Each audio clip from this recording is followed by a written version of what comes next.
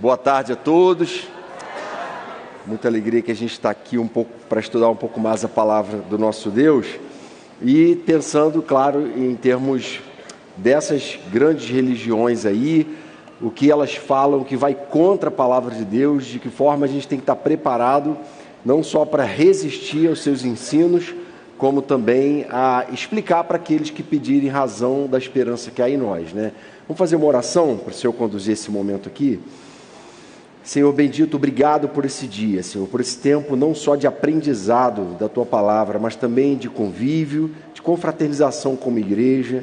E agora a gente vai falar, Pai, sobre uma parte da história da Tua igreja, sobre desvios que a Tua igreja na história cometeu, e é com muito temor e tremor que a gente quer aprender sobre isso, porque a gente não quer também se deixar enredar por falsos ensinos, de falsos profetas, Senhor, de um falso cristianismo, e a gente sabe que a gente é passível desses enganos, e a gente quer te pedir, vem vacinar o nosso coração, vem nos fazer um povo da Bíblia, um povo que pensa biblicamente, um povo que ama a Tua Palavra, um povo que quer viver o discipulado cristão com intensidade nesse mundo.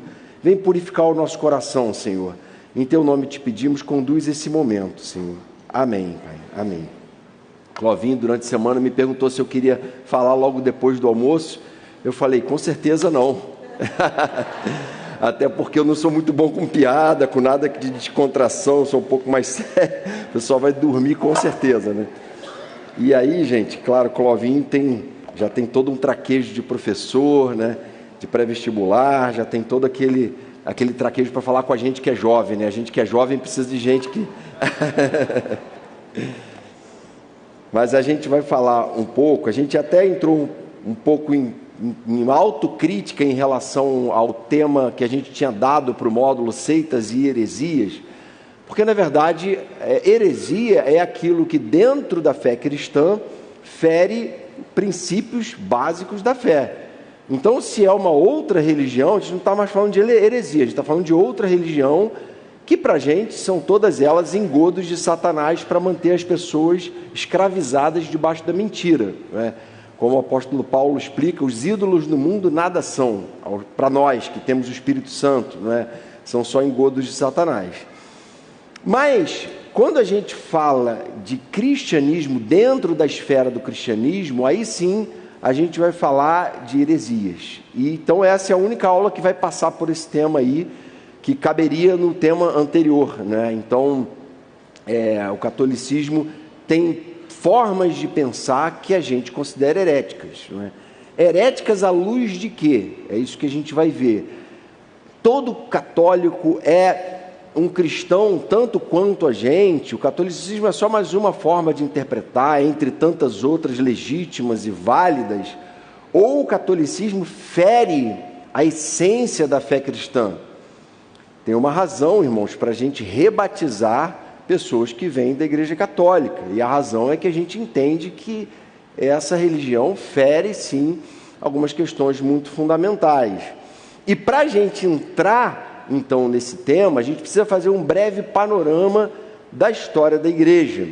A gente precisa mostrar em que momento a Igreja se tornou católica e quando é que ela se libertou das amarras de Roma. Por isso é importante a gente passar por essa linha do tempo aqui. E nessa linha do tempo, a gente vai ver que nos 300 primeiros anos da história da igreja, a igreja primitiva, assim chamada, se reunia nos lares e foi crescendo de forma orgânica, natural, familiar, e foi se multiplicando em pequenas células distribuídas nos lares, escondidas do Império Romano e da perseguição, que lançava aqueles irmãos nas arenas para serem comidos pelos leões, como espetáculo público, que queimavam os cristãos em praça pública. E essa igreja, ao invés de ela ficar acuada, medrosa, recuar, ela só crescia. E aí, chegou em 312, o imperador romano Constantino teve uma experiência. Ele estava diante de uma batalha e ele tem um sonho em que ele vê as letras gregas Ri e Rho, que são as duas iniciais do nome de Cristo, e com um símbolo, com aquelas letras sobrepostas, e uma mensagem que dizia assim: por esse sinal você vencerá.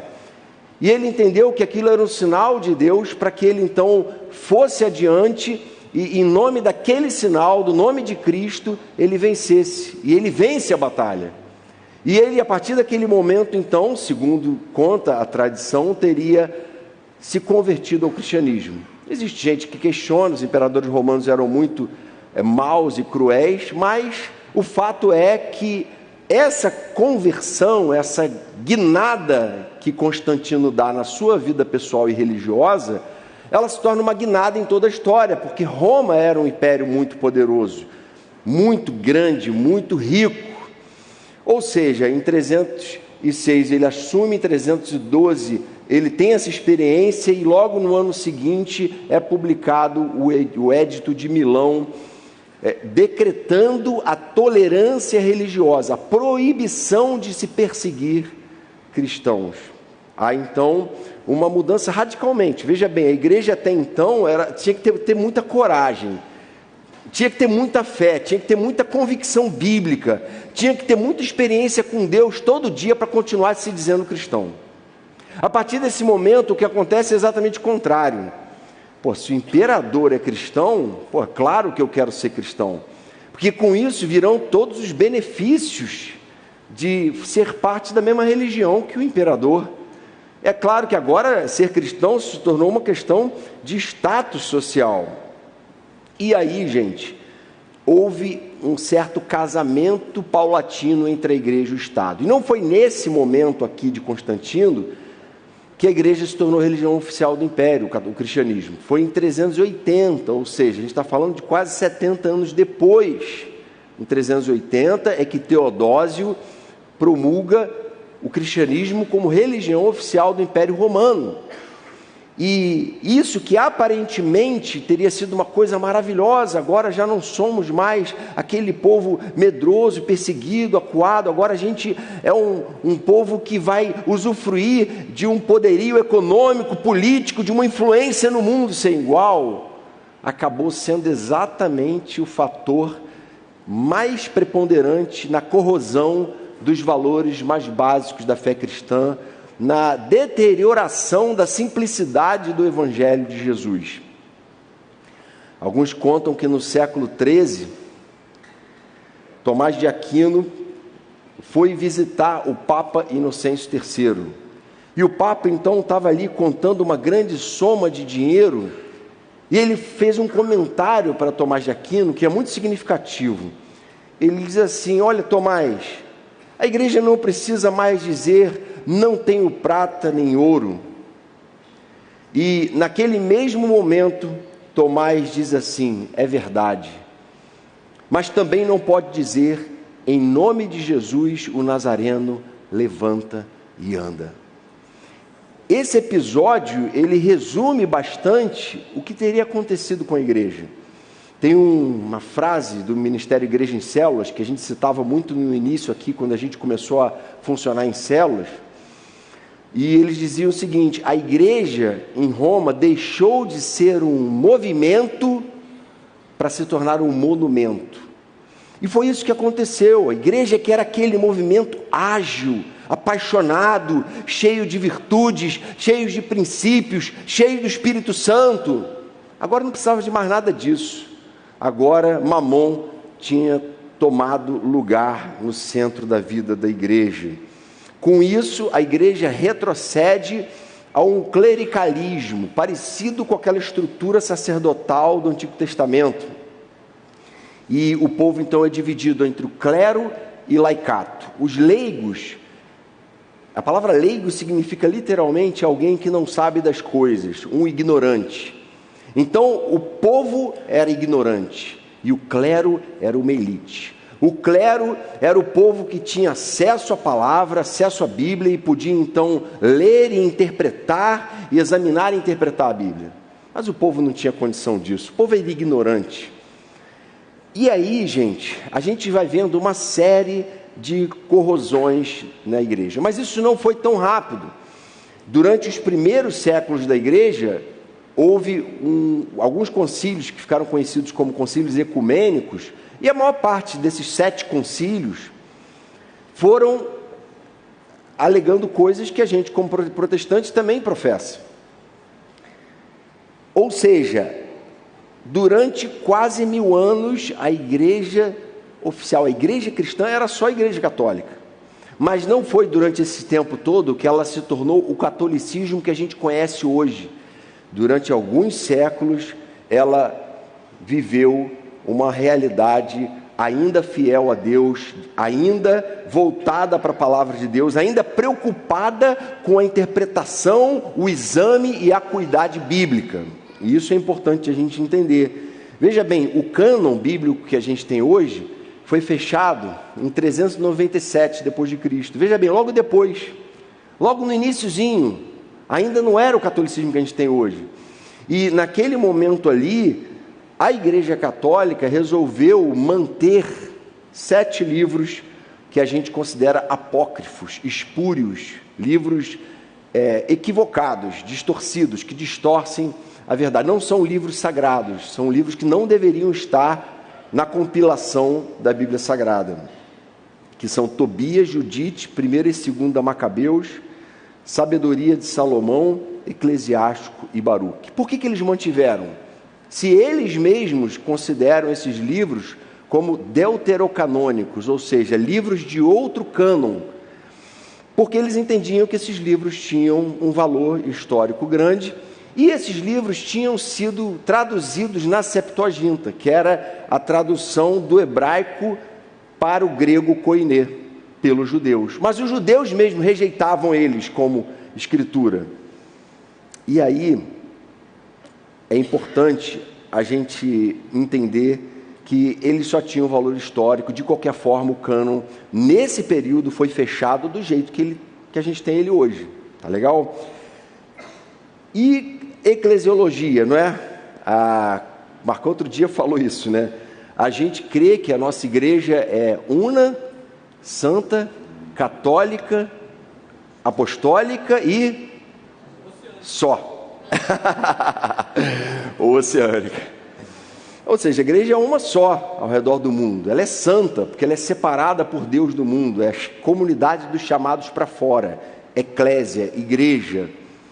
Ela é universal. Católica significa universal. Tudo bem, a gente concorda com isso. Então é una, santa, católica, só que ela não é apostólica. Ou melhor, ela é apostólica, porque ela é fundada na sã doutrina dos apóstolos, só que ela não é romana. E por que ela não é romana? Em que momento, então, ela deixa de ser romana e a gente vê uma transição, né? Primeiro passo grande nessa transmissão foram os pré-reformadores. Coloquei aqui o Concílio de Cartago, que foi o momento da canonização. É interessante isso, né? Alguns dizem que o cristianismo é uma religião europeia, de europeus, quando na verdade o próprio fechamento do cânon aconteceu entre Hipona e Cartago, 2 cidades do norte da África. Então, assim, a importância que o norte da África teve no cristianismo não pode ser medida por nós hoje. Então, a gente está falando de uma religião que, na sua origem, pisa na África, não é? E isso é uma reflexão interessante a gente ter nos nossos dias aí de movimentos raciais que acabam, ao invés de sanar o problema da segregação, fomentando isso, não é? E aí, mais lá para o século XIV e XV, teve o surgimento dos pré-reformadores. Muita gente fala de Lutero, da Reforma. Mas durante o final da Idade Média, houve homens que se levantaram e disseram: peraí, está errado isso, gente. Tem muita coisa errada, tem muita deturpação.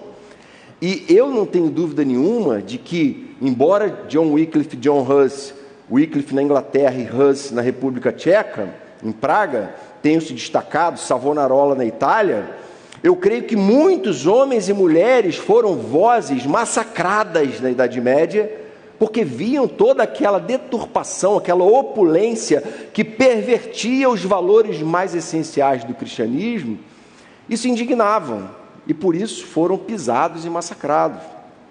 Isso aconteceu aqui no Brasil, né, com os huguenotes que vieram pregar o evangelho aqui.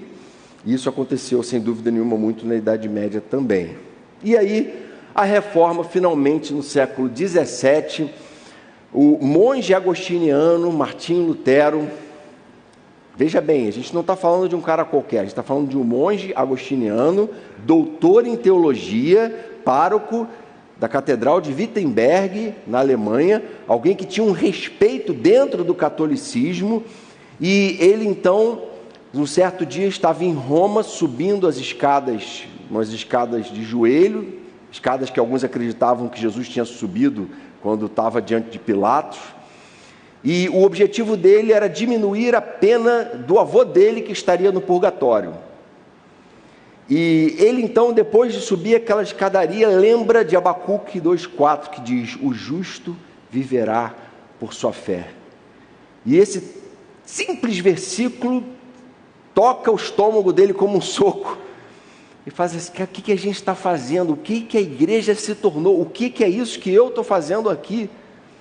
É exatamente isso que acontece. A pessoa foi se acostumando, a instituição foi cegando todo mundo, dessensibilizando, embotando a consciência. E naquele mesmo momento, a Igreja Católica passava por uma grande crise financeira e ela estava empenhada com a construção da Basílica de São Pedro. Sabe aqueles pronunciamentos papais, a escolha do novo Papa, tudo aquilo acontece na Praça São Pedro. A Praça São Pedro ela fica em frente à Basílica. É uma basílica de 23 mil metros quadrados, que é projetada para acolher 60 mil pessoas ao mesmo tempo. Vocês têm noção do tamanho dessa construção? Ela tem obras de Michelangelo e Rafael. Ela tem tudo nela, é muito suntuoso, muito grande, muito caro. Esse era um projeto gigantesco, que levou anos e décadas para ser concluído. E a igreja, naquele momento, estava numa campanha de venda de indulgências, que são perdão de Deus. Na venda de salvação, a venda do perdão de Deus. E isso já acontecia, tinha pelo menos 200 anos. Mas nesse momento, o Papa intensifica a cobrança de indulgências, e Lutero, vendo tudo aquilo, fica indignado, e ele escreve 95 teses, que são 95 sentenças, frases, não é? E afixa aquele texto na porta da Catedral de Wittenberg, onde ele era pároco. No dia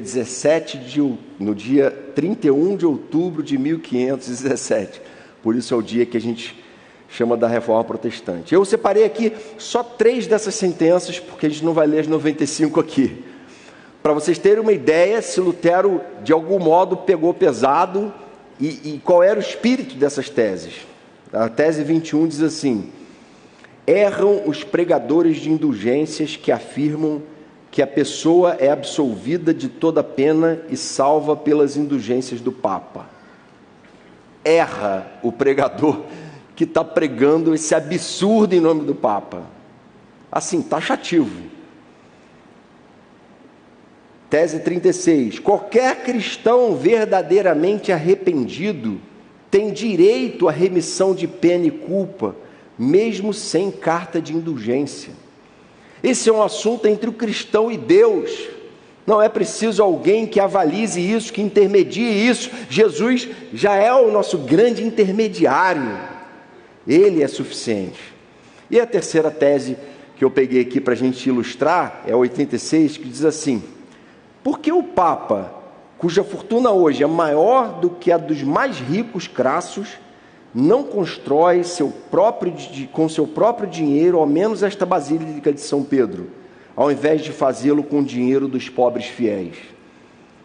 Ele fere o coração do papismo, o coração daquele monumento que havia se tornado a igreja. E, é claro, não demorou muito para ele ser excomungado. E alguns dizem que foi uma grande bênção, porque ele viu uma menina chamada Catarina e falou assim para ela: Catarina, vamos embora. Eu não sou bom de trocadilho, não. Clovinho teria feito esse trocadilho melhor do que eu. Que o nome da esposa de Lutero era Catarina Vambora. Então, pega... Quem já conhecia o nome dela entendeu o trocadilho na hora. Eu tinha que ter primeiro explicado. Então, Veja bem, Lutero, então, ele começa um movimento. Mas é interessante que o objetivo de Lutero não era rachar com a igreja, não era criar uma denominação própria, a sua imagem e semelhança. O objetivo dele era reformar a igreja católica, era falar: Papa, você está errado, está tudo tão errado, vocês não estão vendo isso. Vamos mudar isso, vamos corrigir o que está errado. É possível fazer isso, gente. E ele foi movido pelo Espírito, a gente não tem dúvida nenhuma. Aquilo acabou surtindo um grande avivamento. Veja bem, a gente está acostumado a olhar a história da Reforma do ponto de vista histórico. Mas quando você vai para a Bíblia, no tempo de Josias, por exemplo, o que acontece? Estava uma coisa totalmente perdida em Israel e alguém acha um livro empoeirado lá no TIC, que tem um livro aqui. Ih, caramba, esse livro aqui é a Escritura. Esse livro aqui é o livro que Deus revelou. E o povo começa a ler aquele livro e fala: gente, está tudo errado. E Josias então convoca um jejum e clama por perdão de Deus diante de tanto erro que eles estavam cometendo. Se você vai para a Bíblia, você vê que grandes avivamentos começaram na história com esse simples retorno à Escritura. E isso era o que a igreja estava precisando. Lutero, então, entendia que um dos maiores erros do catolicismo era subestimar a inteligência dos seus fiéis, não é? O catolicismo entendia que o clero havia se preparado por anos intelectualmente, então ele podia examinar e interpretar as Escrituras, mas o crente comum é leigo, é ignorante, ele não pode interpretar a Escritura. Quando, na verdade, irmãos, a palavra diz que as coisas espirituais se discernem intelectualmente, é isso? Não. As coisas espirituais se discernem espiritualmente. Tem pessoas analfabetas que entendem muito mais a Escritura do que pessoas extremamente cultas.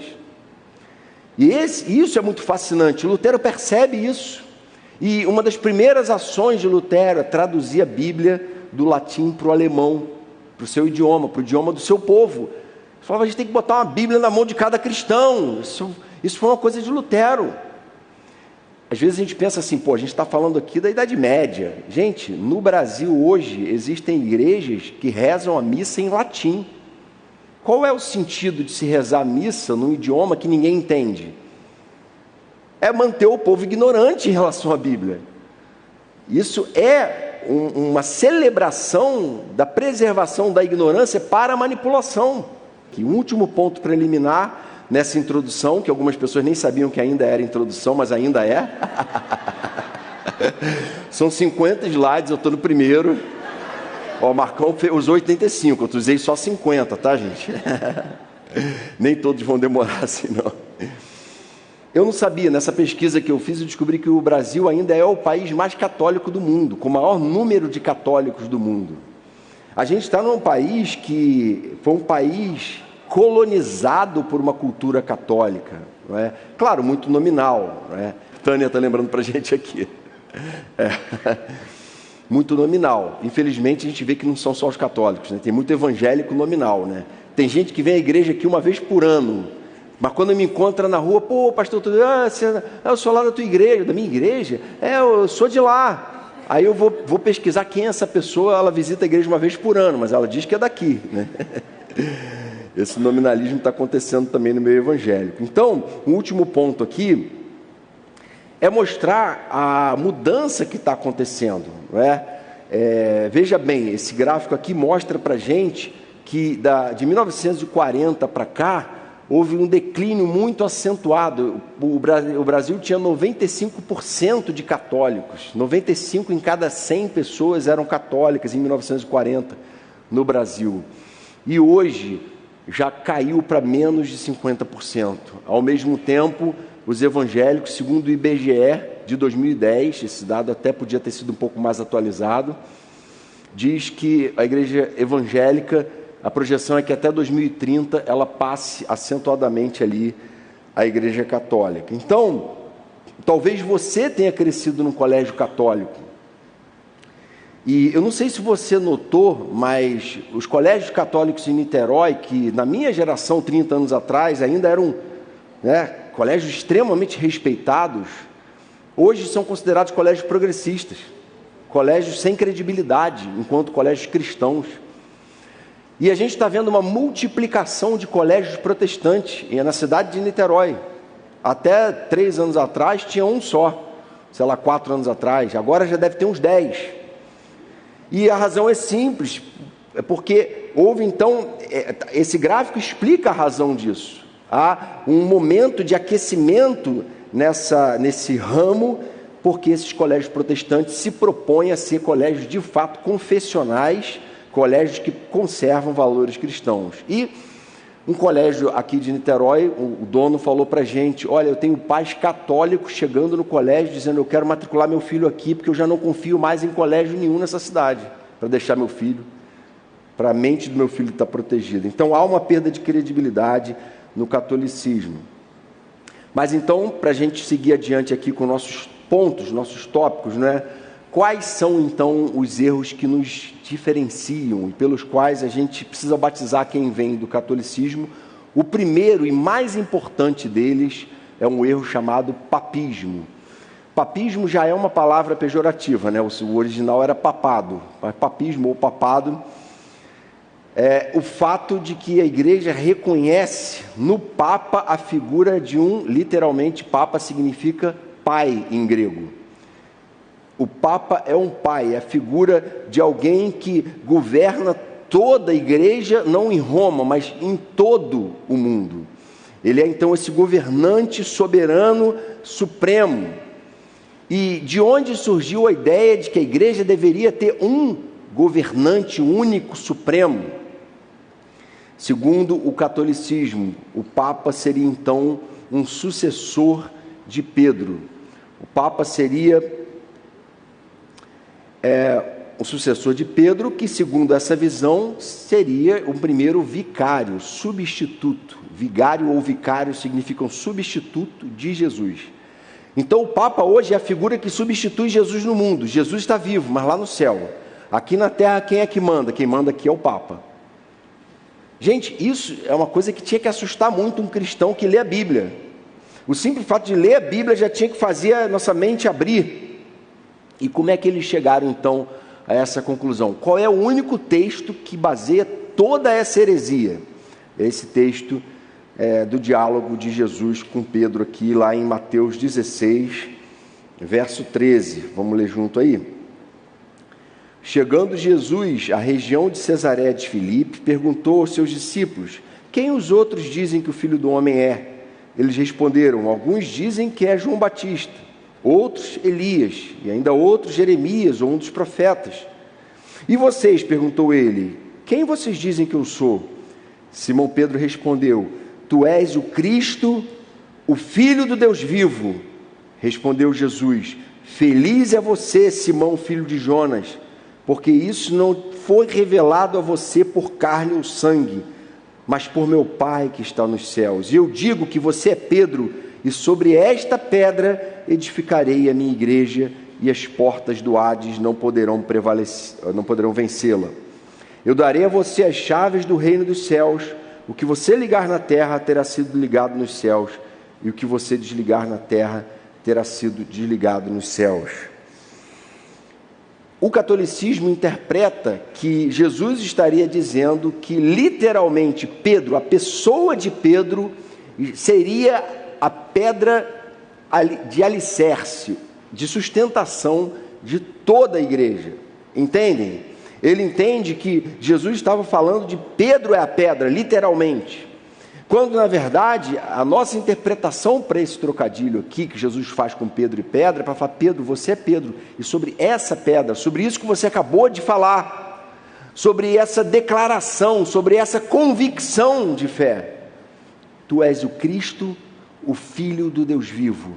É sobre essa fé em Jesus como Filho do Deus vivo é que toda a minha igreja vai existir e se sustentar. Por que cada um de nós está aqui nessa tarde?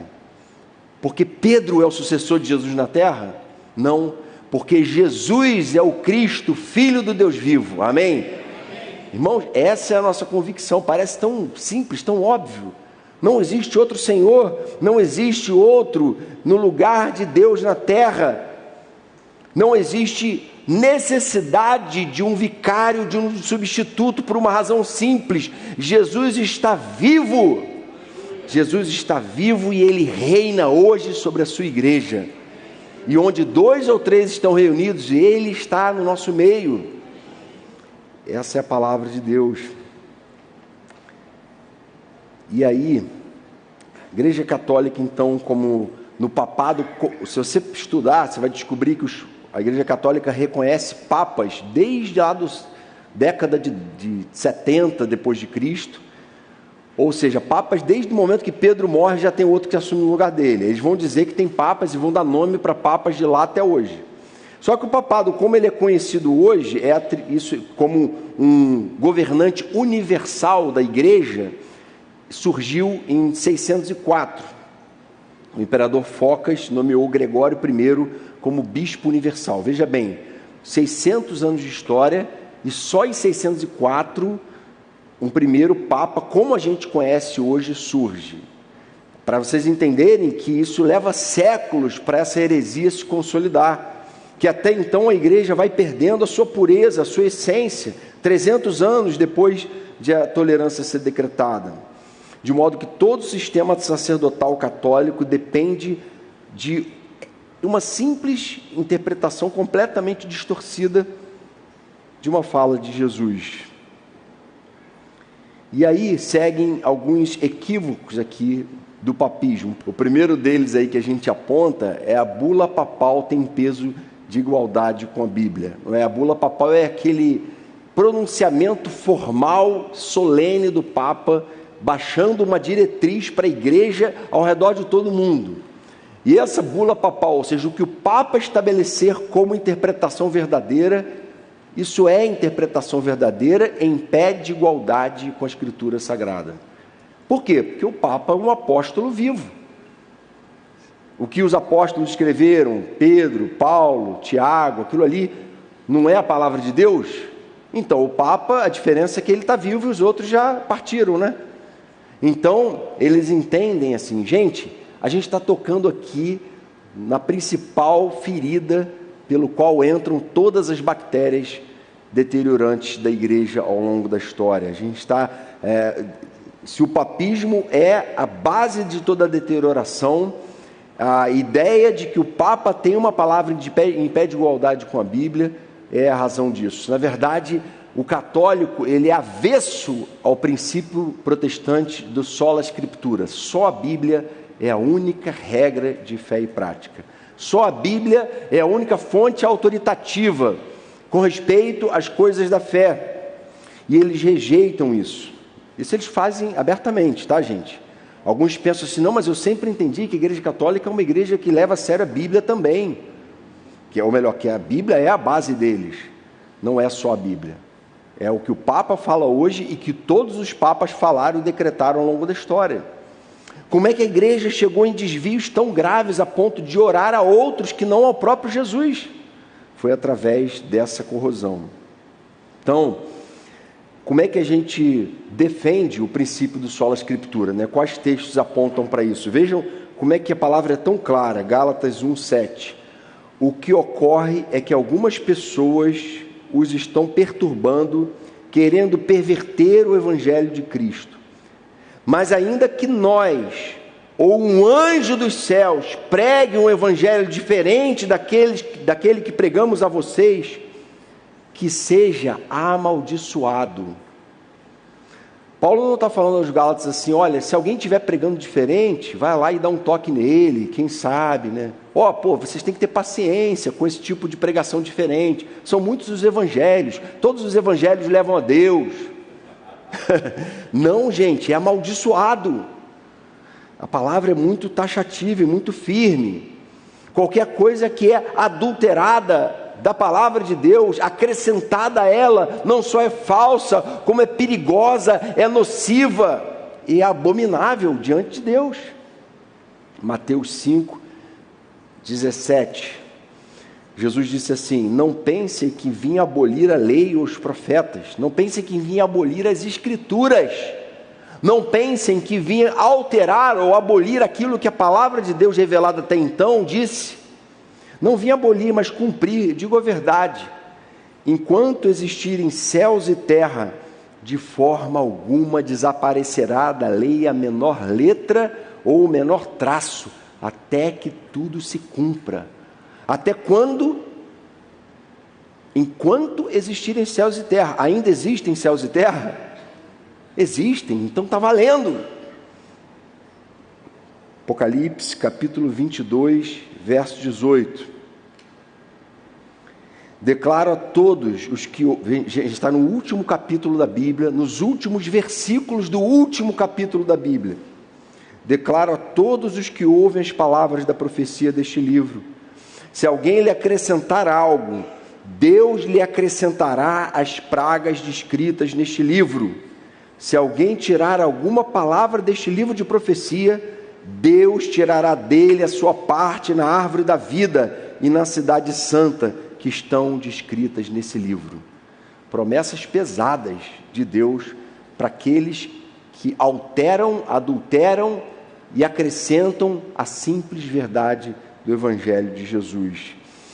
Vejam que um outro equívoco do papismo é que ele surge na sede de posição. Na verdade, o Papa é alguém com uma posição de muito destaque, alguém numa posição muito exaltada, de um governante soberano, de alguém super espiritual, de alguém que é um apóstolo vivo no mundo hoje. E aí Jesus, quando ensina para os apóstolos sobre essa luta por posição, ele fala assim: olha, eu estou vendo que no judaísmo é assim. Tem uma galera que tem sede de posição, que tem sede de reconhecimento, que quer usar a fé para nutrir reconhecimento, vaidade, visibilidade, para ter os holofotes sobre si mesmo. Gente que se diz chefe, se diz mestre, e até alguns que se dizem pais. Está escrito lá, Mateus 23, 9. A ninguém na terra chamem pai, porque vocês só têm um pai, aquele que está nos céus. Amém, irmãos? Essa é uma convicção que a gente tem. Infelizmente tem igreja evangélica por aí, não só chamando alguns líderes de pais, como também de pai-póstolos. Já ouviu isso? A Bíblia fala de apóstolo e fala de pai, mas ele junta Deus com o apóstolo e vira um pai-póstolo. Esse tipo de bizarrice, sem contar com outras igrejas evangélicas que viraram papistas na prática, que têm líderes que são verdadeiros semideuses. Existe um culto à celebridade, o cara tem a vida moral toda torta, mas onde ele chega todo mundo fica arrepiado. Acho que tem alguma potestade ali, né? Tem alguma coisa errada. O que é isso, gente? Sabe, político corrupto? Todo mundo sabe que o cara é um político corrupto, mas onde ele pisa todo mundo fica arrepiado com a presença dele ali. Tem uma aura em torno do cara, né? E o povo cego segue essas coisas. E aí, gente, a gente vai passar para os próximos pontos agora, mas é importante terminar esse ponto do papismo destacando que todos os desvios que a gente vai falar daqui, os que a gente não vai falar também, começam com o papismo. Isso não é uma heresia leve, não é uma heresia pouco nociva, não, ela é uma heresia fundamental e grave. Outra heresia, né? Veneração de imagens, não é? Isso surge com aquela questão da iconografia, que é o uso de imagens para fins didáticos. O que a gente está fazendo aqui hoje, não é? A gente está usando imagens para fins didáticos. E isso começou a ser usado lá no meio da Idade Média. Mas isso começou a ser usado em tão larga escala que o coração do homem, como Calvino dizia, é uma fábrica de ídolos. A gente sempre repete isso aqui, porque isso é uma coisa presente o tempo todo. E logo começaram a venerar e a adorar aquelas imagens, aquelas estátuas, aquelas figuras, começou-se a criar lendas em torno delas, e histórias mentirosas em torno daquelas imagens, de toda aquela veneração.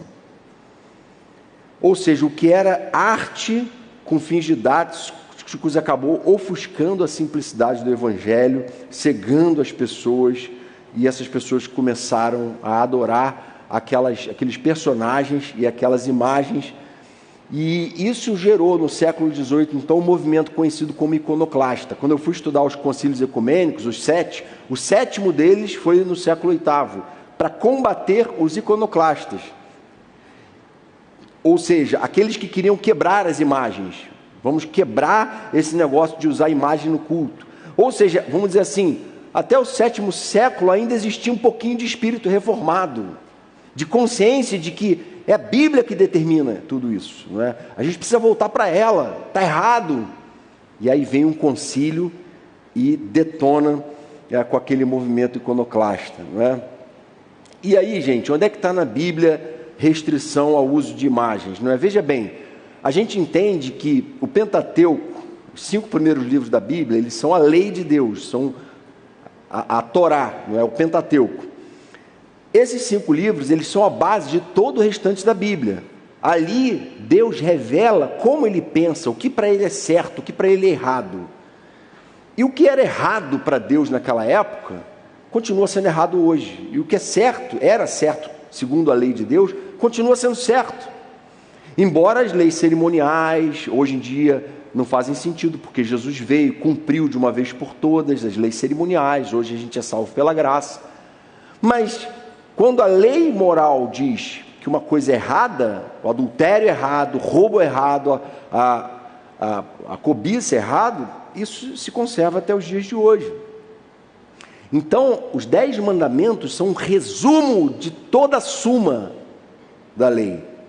São a base da base da base de toda a nossa fé.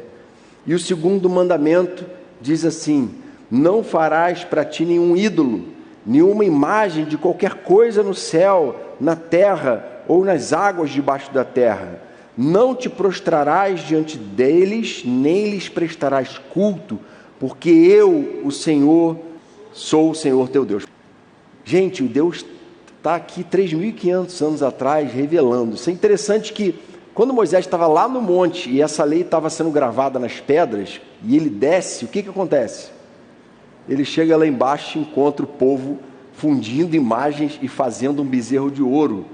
Pegaram as joias ali de ouro e fundiram um bezerro. Coração do homem é uma fábrica de ídolos. Eles aprenderam isso no Egito e estavam levando aquilo para o deserto. Eles iam entrar na terra prometida fazendo bezerro de ouro. É um negócio compulsivo. Deus falou, não tem como, eu tenho que falar para eles que isso é muito grave. É comum os povos fazerem isso, mas eles não precisam cultuar objetos, inventar deuses. Eles têm ao Deus Criador dos céus e da terra. Deus Todo-Poderoso, presente, que protege, que cuida, que zela, que separa e escolhe um povo entre todas as nações da terra. Eles têm que entender que com eles é diferente. E aí Deus coloca isso bem na base de toda a Escritura, e os caras vão lá e começam a fazer e achar normal inserir imagens e símbolos no culto. Gente, todos nós corremos risco de eleger ídolos, e aí essa frase de Calvino, ela se aplica também a coisas que a gente pode transformar em ídolo: carreira, dinheiro, relacionamento, filhos, coisas boas e legítimas que Deus criou, artistas musicais, de novela, não é? Tem gente, né? K-pop, né? Dorama. A gente pode fazer dessas coisas ídolo, mas quando a gente está falando de culto a Deus, gente, o cuidado tem que ser muito, muito grande. Alguns entendem que nós católicos não adoramos a esses santos, nós só os veneramos. Gente, está falando de imagem de pessoas, personalidades, assumindo lugar no altar do templo da igreja de Deus. Isso é abominável. E é interessante que houve um dado momento da história em que Israel começou a ser zombado porque eles não tinham imagens de Deus, eles não tinham estátuas. E aí o salmista escreve o Salmo 115, dizendo o seguinte: Por que perguntam as nações, onde está o Deus deles? O nosso Deus está nos céus e pode fazer tudo o que lhe agrada. Os ídolos deles, de prata e ouro, são feitos por mãos humanas. Têm boca, mas não podem falar. Olhos, mas não podem ver. Têm ouvidos, mas não podem ouvir. Nariz, mas não podem sentir cheiro. Têm mãos, mas nada podem apalpar. pés, mas não podem andar, e não emitem som algum com a garganta. Tornem-se como eles aqueles que os fazem, e todos os que neles confiam. Confie no Senhor, ó Israel, Ele é o seu socorro e o seu escudo. Amém? Então vejam bem, não é um tema que a palavra não foi clara, que você lê a Bíblia, você não encontra muito fundamento para ir contra isso. Não, é tudo muito claro, é muito na lata. Esse culto à personalidade, não é? Esse culto a pessoas, essa veneração de santos. Quando Pedro vai até a casa de Cornélio, Cornélio, que era um centurião romano, estava acostumado a prestar culto ao imperador. Para ele era normal, na cultura romana, venerar e adorar personalidades, como o próprio imperador, que era divinizado na cultura romana. E diz o texto que quando Pedro ia entrando na casa de Cornélio, ele se dirigiu a Pedro e se curvou e se prostrou diante de Pedro e começou a adorar Pedro. E qual foi a reação de Pedro?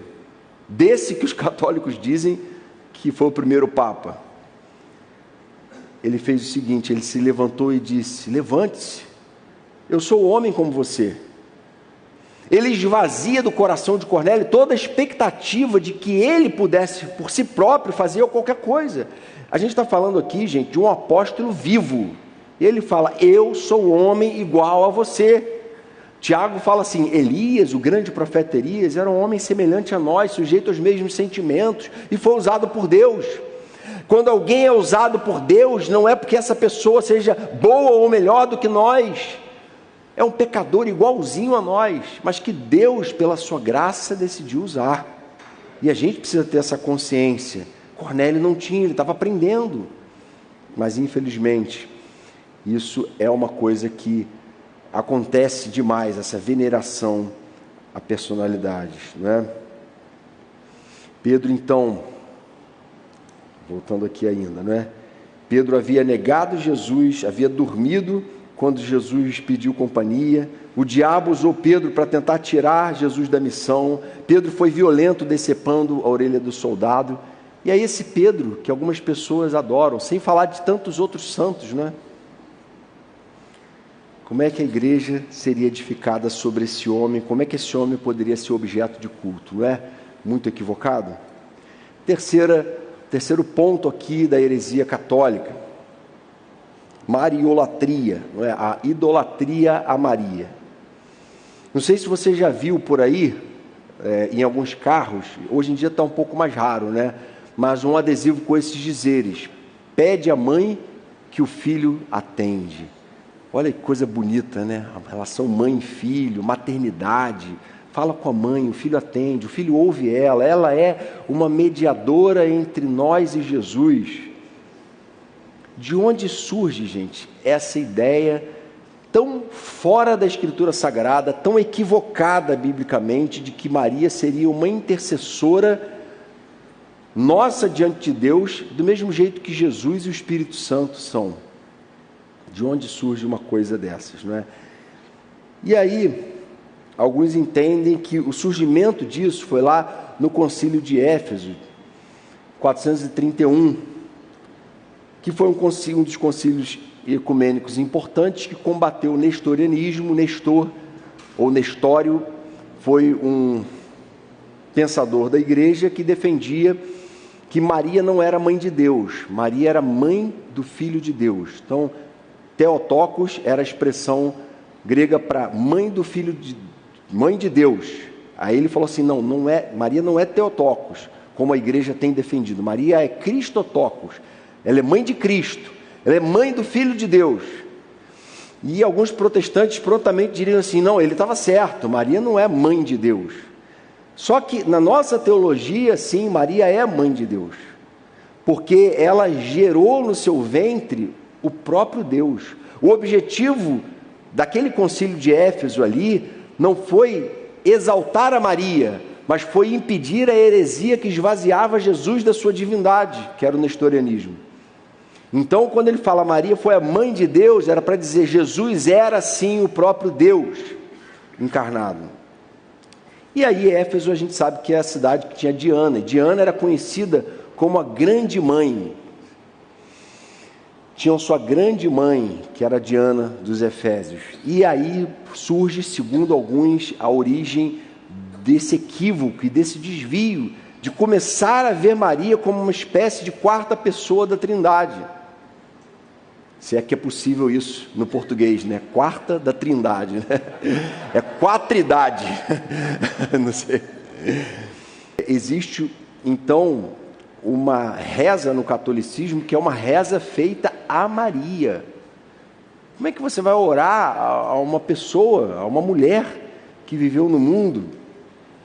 E eles fazem isso porque eles acreditam que Maria era imaculada, ela não tinha o pecado original. Assim como Adão, Eva e Jesus, Maria também teria isenção em relação à influência do pecado original. Quais são os dois erros bem grotescos biblicamente que acontecem aqui? O primeiro deles é orar a outra pessoa que não ao próprio Deus, em nome de Jesus. Isso é uma heresia, irmãos. Isso é um absurdo, é um descalabro. Para um crente que entende que a Bíblia é a palavra de Deus, isso é um absurdo sem cabimento, não é? Segundo erro, acreditar que a intercessão dela na hora da morte poderá salvar. Ou seja, Maria, quando eu estiver lá morrendo, vá lá e intercede por mim, para que você sim possa garantir a minha salvação. Irmãos, se vocês lerem tanto os textos do Novo Testamento quanto os documentos do início da história da igreja, o que existe da parte dos hereges é tentar diminuir a centralidade de Cristo, quando Cristo é o assunto da Bíblia do início ao fim. Maria foi um instrumento de Deus usado para trazer Jesus ao mundo. Eu já ouvi católico falar assim: os protestantes acham que Maria é uma mulher como todas as outras, não é? Era uma mulher qualquer. Quando, na verdade, eu não conheço esse protestante. Acho que todos nós concordamos que Maria foi uma mulher de Deus usada de uma forma única na história. Do mesmo jeito que Moisés, Elias, Paulo, grandes homens e mulheres foram usados de formas únicas na história. E Maria cumpriu essa missão dessa forma. Mas ela não era imaculada. Maria tinha o pecado original. Ela era uma pecadora. E ela foi, então, alvo da graça do nosso Senhor. Vamos para a Bíblia, então, para a gente ver como é que a Bíblia ensina a gente a enxergar Maria. Primeira coisa que eu acho que define o padrão de a gente entender Maria à luz da Bíblia é a fala de Isabel, lá em Lucas capítulo 1.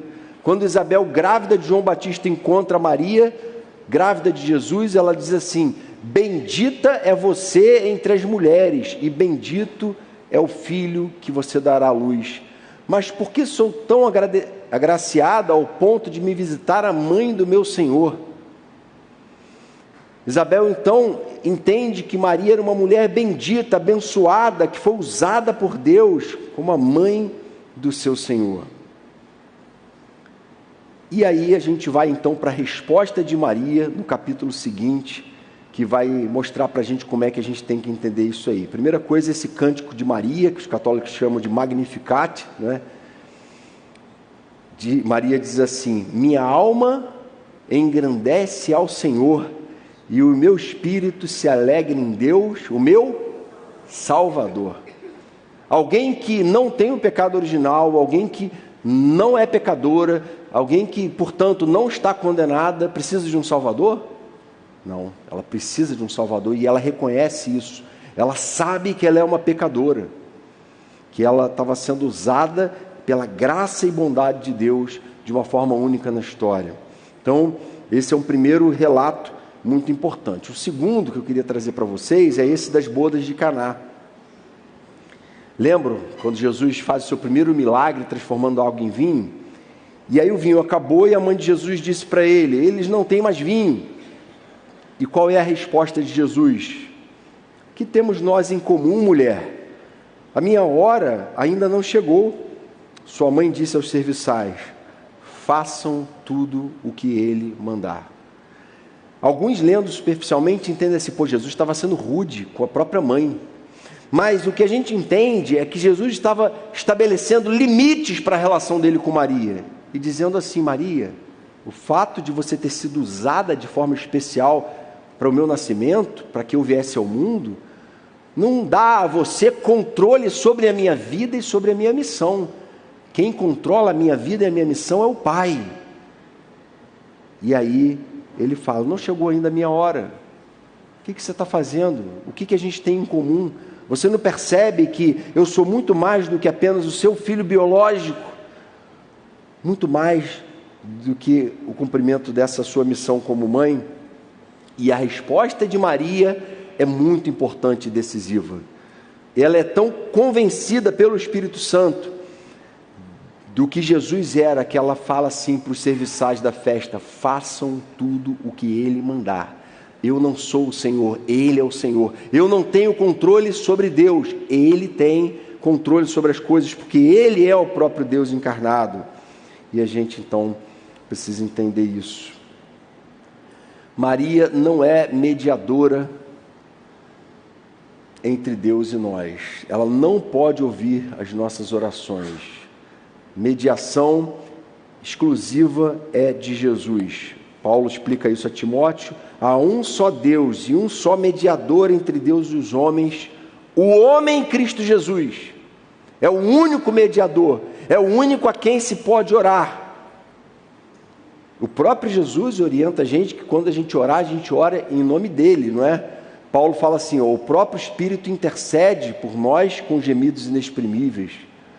O Espírito intercede pelos santos de acordo com a vontade de Deus. Ou seja, se tem mais alguém que faz intercessão, é outra pessoa da Trindade, que é o próprio Espírito Santo, né? João 16, 23 diz: eu asseguro que meu Pai dará a vocês tudo o que pedirem em meu nome. Maria então foi uma mulher de Deus com uma missão única na história, mas rezar a ela, orar a ela, pedir qualquer coisa a ela, ofende o ensino bíblico, e a gente tem que ser firme em relação a isso, tá bom? Sacramentos, quarto ponto aqui, nosso em termos de diferença do protestantismo e do catolicismo. A igreja protestante em geral reconhece 2 sacramentos. O que são sacramentos? São meios visíveis pelos quais uma graça invisível é comunicada ao fiel. Ou seja, no momento do batismo, aquele batismo é o momento em que se celebra o novo nascimento, a regeneração, se celebra algo que já aconteceu. Mas acreditamos que, embora ele celebre a ação do Espírito, regenerando e ressuscitando dos mortos uma alma que estava morta, não é? Ele também reveste essa pessoa de poder. Há uma ministração especial do Espírito Santo naquele momento do batismo. E a Eucaristia, a Santa Ceia, nossa, também é um momento de ministração espiritual para aqueles que fazem ela com fé. E o catolicismo reconhece 7 sacramentos, que estão aí: batismo, crisma ou confirmação, Santa Ceia, penitência, matrimônio, ordem e extrema-unção. Vamos passar rápido por eles aqui, para a gente terminar na hora combinada. A primeira coisa é o batismo. Qual é a diferença mais consistente do batismo deles para o nosso? Primeiro que o batismo no catolicismo significa remissão do pecado original, de todos os pecados pessoais, sendo o ato de regeneração e salvação. No ato do batismo, a pessoa é salva e regenerada e é salva. E ela é purificada de todos os pecados. Quando essa ação é uma ação que Deus opera espiritualmente antes desse momento do batismo, né? Não necessariamente nesse momento. Para nós, o batismo não salva nem remove os pecados, mas é o sinal visível de que aquele que passou por um nascimento e deseja ser formalmente inserido numa aliança com Deus. Então, essa é uma diferença fundamental, tá joia? Crisma, o segundo sacramento do catolicismo, que é a confirmação daquele batismo que foi feito, muitas vezes até como criança, quando é parecido um pouco com aquela ideia da nossa pública profissão de fé. Mas a diferença é que, na visão católica, a crisma tem um poder de ministrar ao coração da pessoa o Espírito Santo, quando na Bíblia Deus é quem nos dá o seu Espírito. O Espírito Santo não pode ser gerido pela igreja, ele sopra onde quer, né? Então, a gente entende que também esse não seria um momento de receber o Espírito Santo. Eucaristia, que é o momento da Santa Ceia, essa palavra é usada também por protestantes, Eucaristia, Santa Ceia, tanto faz. Por meio da consagração opera-se a transubstanciação do pão e do vinho no corpo e no sangue de Jesus. O que é essa palavra difícil aí, longa, né? Transubstanciação. O pão e o vinho, no momento da ceia, eles são consagrados e se transformam literalmente no corpo e no sangue físicos de Jesus. Agora você entendeu porque o católico não usa pão e vinho mais, eles usam a hóstia, porque a hóstia você não mastiga, né? Você ou eles, né? Eles não mastigam, ela se dissolve na boca. E qual é a ideia aqui? Você não precisa ser exposto a ficar mordendo o corpo e bebendo o sangue literais de Jesus, porque é nisso que aqueles elementos se transformam. Bem bizarro isso, né, gente? Mas é assim que eles pensam, e é uma ideia que a gente entende como bem equivocada. E o Ulrico Zwingli, que foi um dos reformadores do século XVI, ele entendia que a ceia era só um ato memorial, era só para trazer a memória. Façam isso em memória de mim. Ele pegava essa fala de Jesus e dizia que era só um ato simbólico de recordação para a pregação do Evangelho.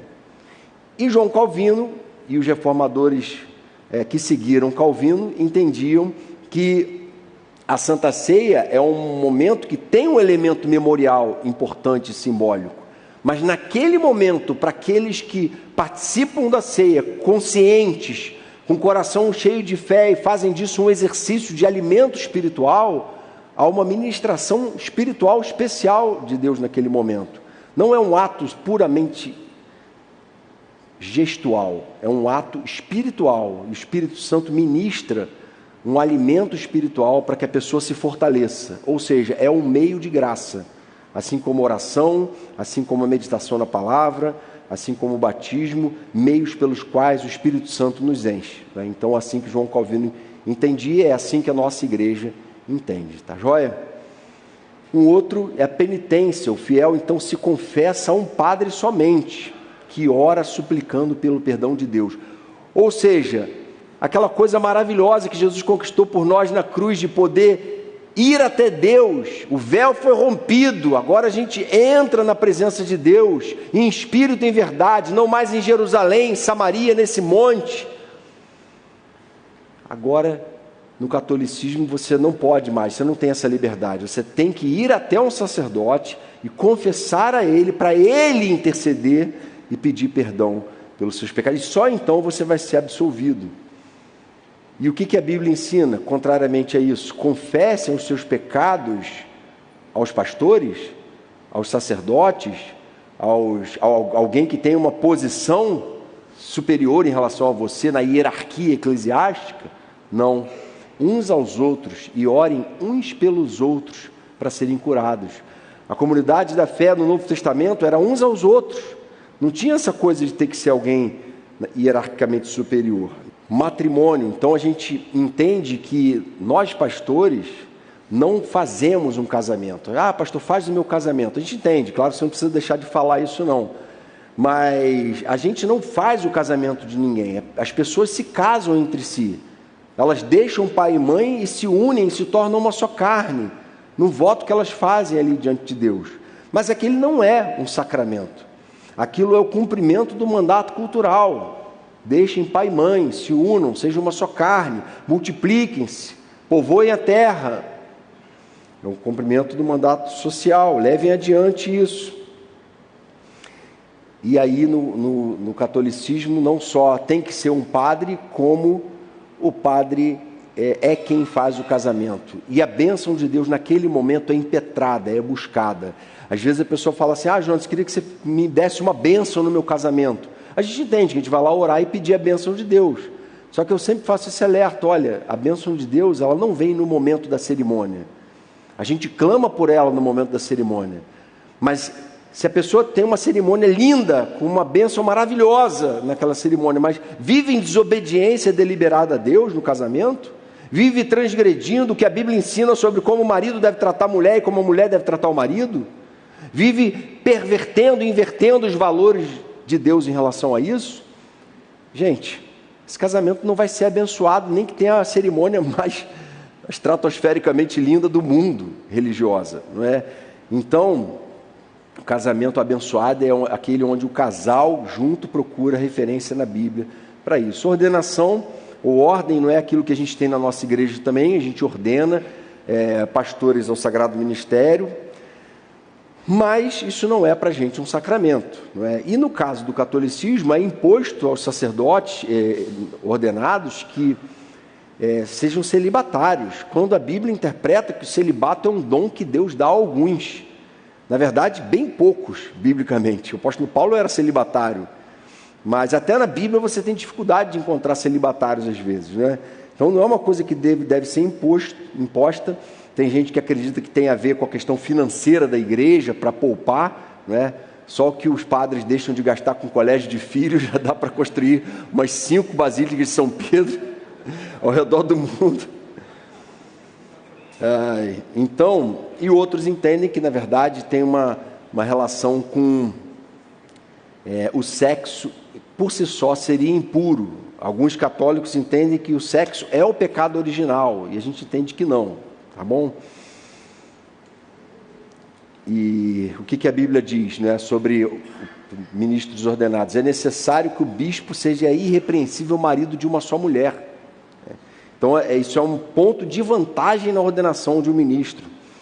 Então, isso tem que ser levado em conta. E, por fim, o último sacramento aqui, sacramento da unção dos enfermos ou extrema unção, né? Quando o doente corre risco de morte, o padre vai lá orar e clamar a Deus pela alma dele. Gente, é óbvio que, poxa, tem alguém doente lá no leito e alguém lá orar com ele, seja pastor ou seja irmão da igreja, evangelizar, pregar o evangelho, isso é maravilhoso.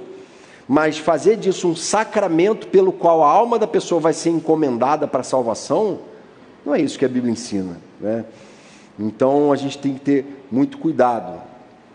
O Espírito é quem opera o arrependimento. Agora, nosso último ponto aqui é a questão da eclesiologia. Então, na Idade Média, a gente disse que a igreja deixou de ser Eclesiologia é o modo como se pensa a igreja, tá bom, gente? Na Idade Média, a gente viu que a igreja deixou de ser um monumento, deixou de ser um movimento, se tornou um monumento. E o pessoal da igreja em células criou aqui essa reflexão que é muito interessante para a gente. Eles dizem que na igreja primitiva, Jesus trouxe o vinho novo e colocou em odres novos. Jesus trouxe uma forma de se pensar a vida em comunidade que era baseada em relacionamentos cheios do amor de Deus, que eram vividos de forma leve, sem aquele aparato cerimonial religioso, sem aquela pompa. Era assim na igreja primitiva, não é? Uns aos outros. Essa expressão aparece mais de 50 vezes no Novo Testamento.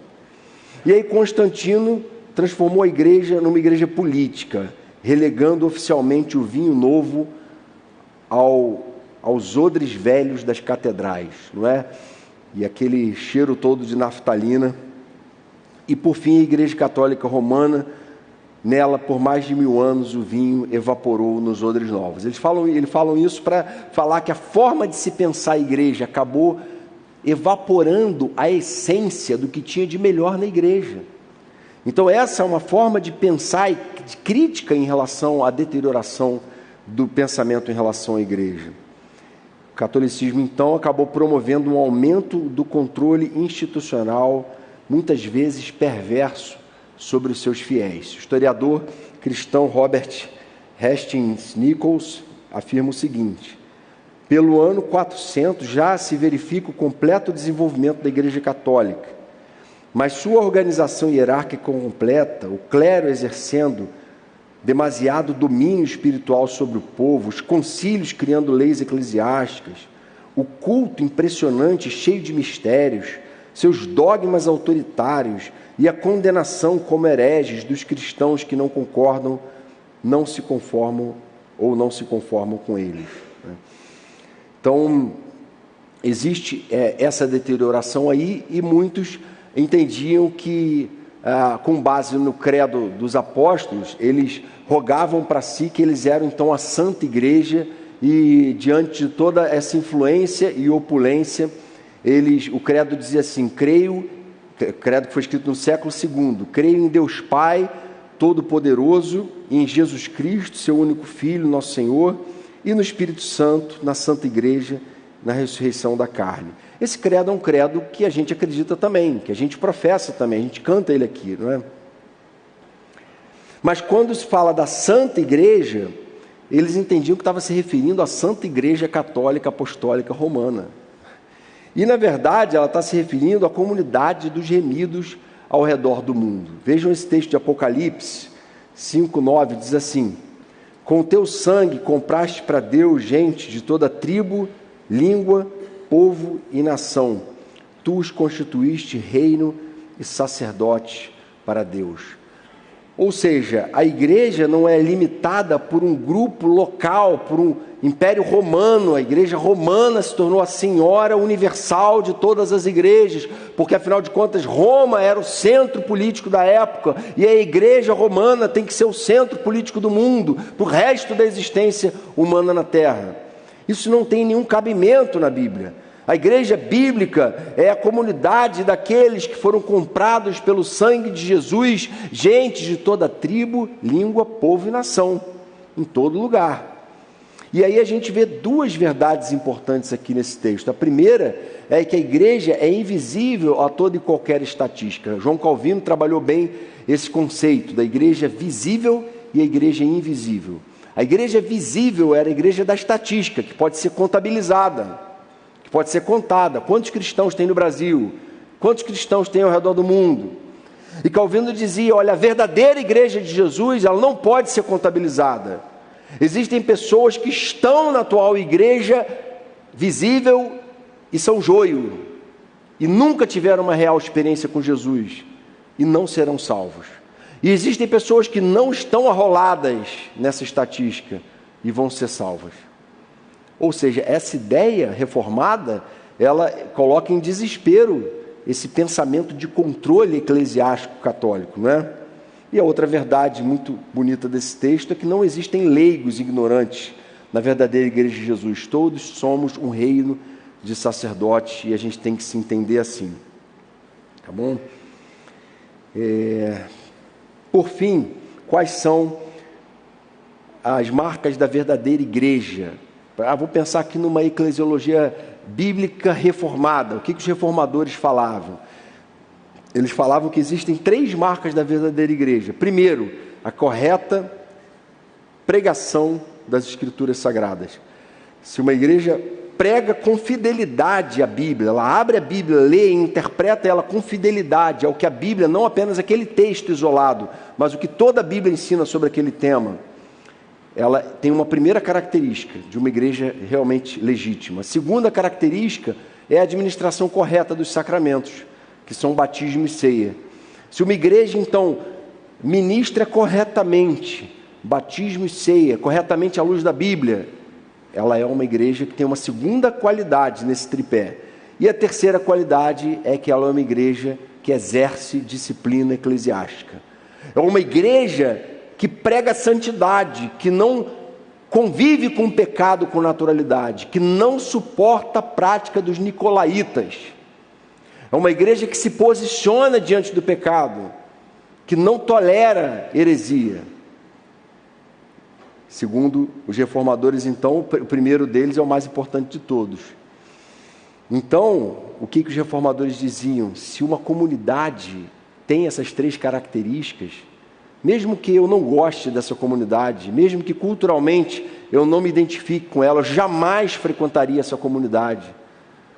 Mas eu não tenho autoridade espiritual de dizer que ali não haja uma verdadeira igreja de Jesus Cristo. Amém? Ali há uma verdadeira igreja de Jesus Cristo, porque há uma igreja onde esse tripé aqui é praticado e ele fundamenta. Agora, para a gente encerrar, só algumas considerações finais. Primeira, seja um cristão reformado que considera apenas a Bíblia como regra de fé e prática. Às vezes as pessoas chegam para a gente assim: pô, Jonas, aí na Oceânica vocês são assim, né? Na Oceânica a gente é assim? A gente é assim porque a Bíblia fala que a gente tem que ser assim. Na Oceânica vocês são contra aborto, né? A gente na Oceânica é contra aborto? A Bíblia condena assassinato. Como é que eu vou assassinar um bebê? Então, assim, algumas coisas são assustadoras. Vocês aí na Oceânica são contra a fornicação, né? A gente é contra. A Bíblia prega castidade, santidade, contra a imoralidade sexual que prevalece no mundo de hoje. Então, o que faz a gente ser assim? Porque a gente não é melhor do que ninguém. A gente é um monte de miserável alcançado pela graça de Deus e a gente está fazendo a mesma atitude que 500 anos atrás os reformadores fizeram. Vamos para a Bíblia e procurar nela a base para tudo que a gente faz e pensa aqui. Até algum tempo atrás, depois de 20 anos da história da igreja, a gente tinha no final do culto uma bênção apostólica, que é uma oração linda, que o apóstolo Paulo termina 2 ou 3 cartas dele com essa bênção apostólica, que na verdade foi só um termo de encerramento das cartas. Só que aí o que a igreja fez? Pegou aquele termo de encerramento da carta de Paulo e transformou ele numa oração final de todos os cultos. Se institucionalizou uma reza. Gente, não é errado fazer isso, não é pecado. A gente não pecou durante 20 anos que a gente orava a bênção apostólica no final do culto. Às vezes a gente impetra essa bênção em alguns lugares. Mas a gente parou para pensar, cara, não tem nada de errado, mas ao mesmo tempo a gente não está preservando uma tradição e um ritualismo que não tem fundamento. Você não vê num culto do Novo Testamento, no final do culto, a bênção apostólica ser impetrada. De onde a gente tirou isso então? A gente está aderindo a uma cultura, né? Então, a gente pode orar a bênção sacerdotal, a bênção apostólica? Pode, mas não como um ato, uma reza obrigatória de todo culto, tá bom? Então, só para mostrar que esse é o pensamento, esse é o espírito. Considere a igreja dos primeiros 300 anos como modelo. E alguns pensam assim, já você está falando então que a igreja primitiva era uma igreja perfeita, né? É só ler as cartas do Novo Testamento que vai descobrir que não. Que a igreja de Corinto talvez fosse muito pior do que a igreja oceânica em alguns aspectos. Ou era igualzinha, no mínimo era igualzinha a gente. E pastor tendo problema sério com imoralidade sexual no meio da igreja, gente. Uma série de problemas. Então, esses desigrejados que saem da igreja desanimados, frustrados, eu não encontrei lá o que eu pensei que fosse encontrar. Existem muitos erros graves na igreja. Você vai para o Novo Testamento, você vê que o trabalho dos apóstolos consistiu em corrigir esses erros que estavam presentes em todas elas. As cartas de Jesus às 7 igrejas do Apocalipse da Ásia, no Apocalipse, capítulo 2 e 3, falam exatamente disso, da realidade de igrejas falhas que foram censuradas por Jesus. E a gente tem que considerar essas igrejas também modelos para a gente aprender com elas. Terceira lição aqui, para a gente concluir: não admito o catolicismo como uma expressão de cristianismo como todas as outras, mas entenda, estamos falando de heresias graves. Não é uma coisa, tem Assembleia de Deus, tem Batista, tem Metodista e tem Católico, é tudo cristão, é tudo igual. Não é tudo igual. As diferenças que a gente tem com essas denominações irmãs são diferenças em coisas totalmente secundárias, que não ferem a espinha dorsal da fé. Mas as diferenças que a gente tem com o catolicismo, elas ferem a espinha dorsal da fé, a base daquilo que a gente crê. Começando por não reconhecer que a Bíblia é o único fundamento. E essas igrejas irmãs reconhecem, tá bom? Então, cuidado com isso aí.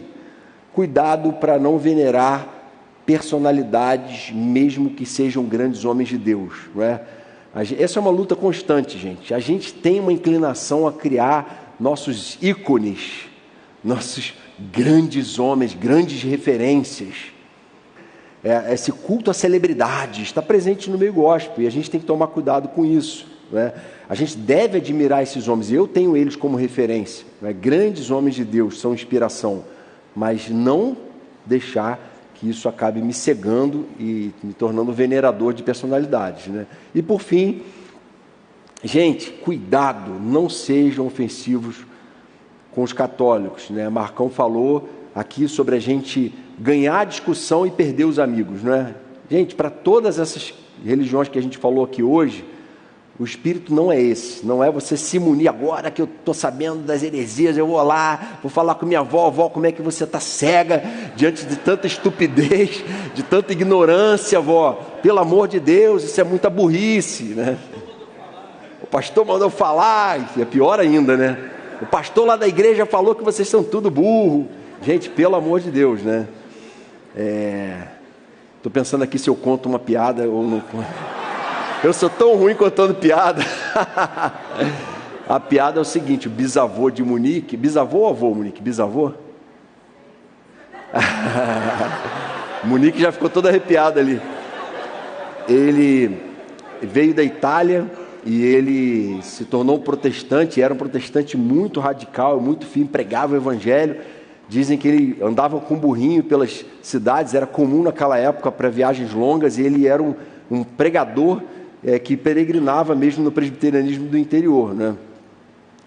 E aí já era conhecido no interior, lá no norte fluminense, e aí um padre, implicando com ele, falou para ele assim: ô Paulo, esse teu burrinho aí já se converteu ao protestantismo? Querendo provocar ele, né? Ele falou: você sabe que não, seu padre, ele continua católico.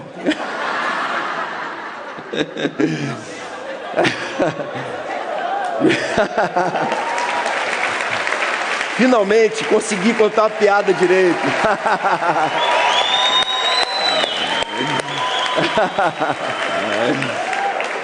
Eu estou convivendo muito com o Clovinho e com o Marcão. O trocadilho não entrou não, mas a piada entrou, hein? Aí, tá vendo? Então, gente, esse tipo de animosidade não constrói nada, a gente tem que tomar muito cuidado, né? Se houver uma amizade em que essa provocação aconteça de forma saudável, igual briga de time, né? A gente tem que ter muito cuidado e temor diante disso, orar por essas pessoas, falar com elas com amor, esclarecer elas com humildade sobre por que a gente pensa diferente, tá bom? Então é isso. Vamos fazer uma oração então? Vamos ficar de pé?